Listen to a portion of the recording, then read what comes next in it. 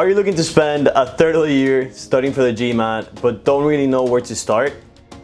Then you've come to the right place. I didn't get a 780 after 3 weeks of studying like other people on YouTube, and I will not promise you insane results or a shortcut, but I think I can give you a comprehensive guide with everything you need to know to get a great score in the GMAT. Following the steps I'll outline in this video, I was able to get a 720, and hopefully it'll help you get at least above a 700. I'll put chapters in the bottom of the video just in case you want to jump around. But yeah, let's get right to it. I'll start by talking about all the materials I purchased so you can have a nice shopping list. So the first and most expensive thing was the TargetTestPrep course, which I definitely recommend when it comes to quant. It's the only thing you need, the only resource you need, and it's $599 for the 6-month course. We'll go over other billing options later, but that's the one I got, and you can use code TALKTOC5 for a 5% discount. Then to complement my verbal preparation, I also got the verbal official guide, which is like 25 bucks in Amazon, and you can get it used. Also in Amazon, I got the pad that you normally get in the exam,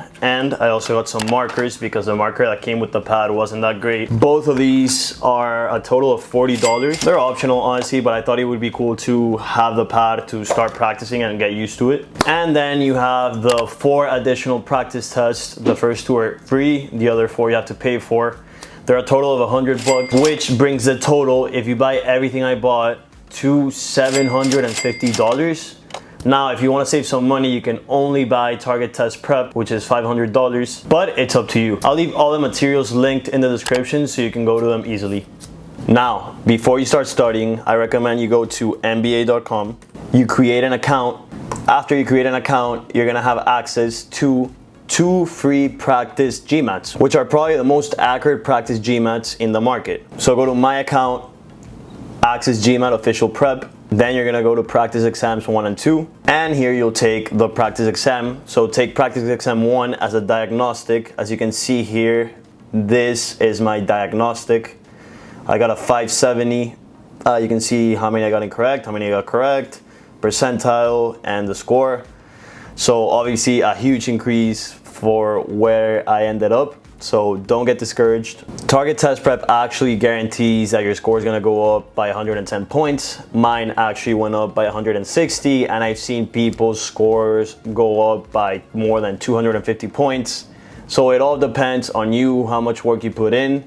Obviously, the higher your score, the harder it is to go up. So if you get a 650 on your diagnostic, don't necessarily expect to have a 130 point increase. But yeah, now that you're done with your diagnostic, we can dive into TargetTestPrep. So in terms of pricing, TargetTestPrep has 3 options. I personally did the maximum learning one just because it's a one-time payment. I thought it'd be better to just have access to it for 6 months and be done with it. But you have the flexible preparation, which you pay monthly. It's $150 per month. You can do that if you're not sure how long you're gonna take, or if you know for a fact that you're only gonna study for 3 months, which in that case you'll be saving a little bit of money. Then you have the dedicated study, which is 4 months of full access. That's $449. But at that point, you might as well pay the extra 50 bucks and go for the maximum learning. Now, I want to point out that these prices are because of a summer sale, as you can see on the top of the page here. So when you're watching this video, this is probably over, so the real price would be the ones that are crossed out. But if you want to get a nice little 5% discount, you can use the code TALKTOC5, and you can save around 30 bucks, which is always nice. So once you've paid for the course, you can log in, and this is the main page of the course. Now, there's a diagnostic test, but I didn't really use this one. I used the one that I talked about before, the MBA.com one. But now I want to focus on the view that you want to use, so your study plan. So I'm not sure how it shows up when you first access the course, but I thought I'd walk you guys through what I have. So I did go with the quant plus verbal sections. I studied both at the same time, and I thought that was good because I would use verbal as a nice little break between quant sections. So how the course goes is that you normally do a quant section, and then after the quant section you do a verbal section, and so you're never doing only math or only verbal. It was a nice little change of pace. I would recommend that, but again, up to you. If you think you're very good at verbal and you only need quant, go quant only. And if you think you're a master mathematician and you only want to do verbal, then just do verbal. And then you have your desired score. My desired score was more in the 700 to 730 range, but I thought I would put Expert Plus 740 or higher. So I thought I would pick a 740 or higher just to get the best preparation possible. But again, up to you. I think the higher you go, the more material there is. Accelerated study plan. I clicked on this at the end once I had finished all these sections, but ideally you would have it off. As you can see here on the screen, this is for people that have already scored a 47 or higher, which if you're watching this video and you haven't started studying, this is probably not for you, so leave that off for now. And then preferred study plan, you have the mission study plan and the calendar study plan. I'm a big fan of the calendar study plan, which you'll see in a little, so I would recommend going with the calendar study plan. Here you can set a start date, how many hours per week you're gonna dedicate to studying. I did not study 42 hours per week. I studied more like, I'd say 25 to 30, but I think the course overestimates how many hours you're gonna spend per section. So you can inflate this number a little bit, and then you just put generate calendar. And as you can see, it sets out the day and what you have to accomplish per day, which in my opinion was awesome. So this was July for me. It basically sets tasks and you go accomplishing them one by one, which is nice. And then here at the top you have a progression bar, so you can see how much you've progressed. So 92%. If you saw my video from last week,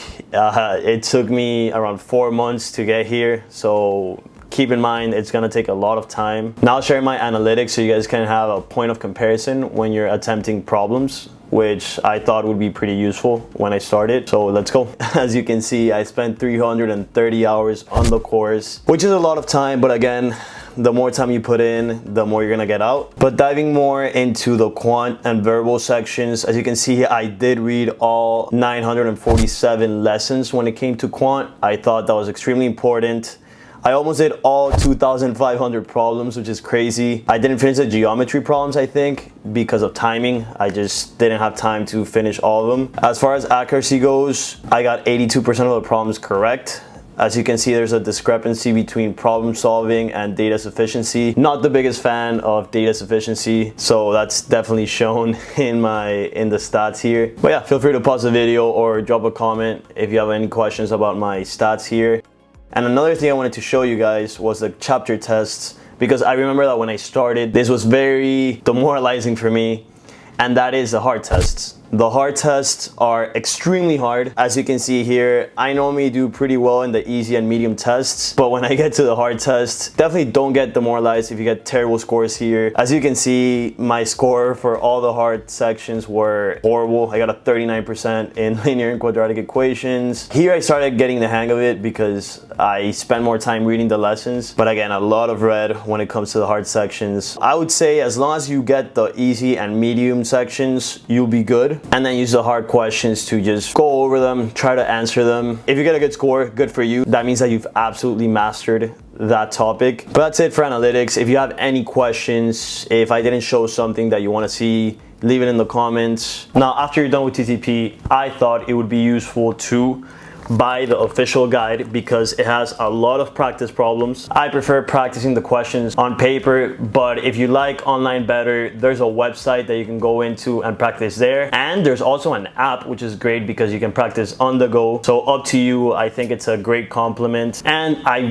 very much recommend the channel GMAT Ninja. They actually have a sentence correction series right now going on that helped me a lot. Sentence correction actually was my best topic in the verbal section, and I attribute it to those videos. So I really recommend go check them out. They're quick and they're super useful. But I think after TTP, the official guide, and watching those videos, you should be good to go to start taking your practice tests. Now, in terms of practice tests, I took 3. I didn't take all 6 because honestly, I was pretty tired at the end. And after the third one, I felt prepared. I got a 700, a 740, and a 760. I do recommend taking at least 2 because it tells you more or less where you are. And if you only take 1, it might be skewed either too high or too low.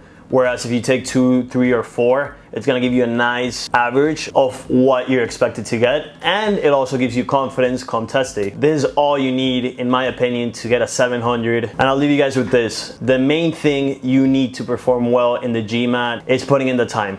I think this exam is an exam that tests how much time you've put in and how well you've learned the exam rather than how smart you are. Obviously, if you're better in math, you're probably gonna need less time preparing for math, but I think that anyone that puts in the time can get an amazing score. It's just a matter of trusting the process, not getting discouraged, and keep going when you're demoralized and want to quit. So I wish you the best of luck. If you have any questions or if you just need a buddy to help you push through the stresses of the exam, you can comment down below. I'll reply to everyone, and I wish you the best on your journey. Peace.